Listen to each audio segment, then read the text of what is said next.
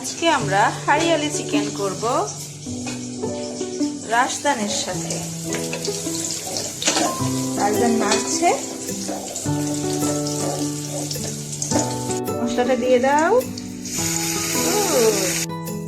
একটু আদা, একটু রসুন লাল করে ভেজে নেব আমরা। জিরের গুঁড়ো, ধনিয়ার গুঁড়ো দিয়ে দেব ম্যারিনেট করে রাখা চিকেন। কিছুক্ষণ নেড়ে নেব।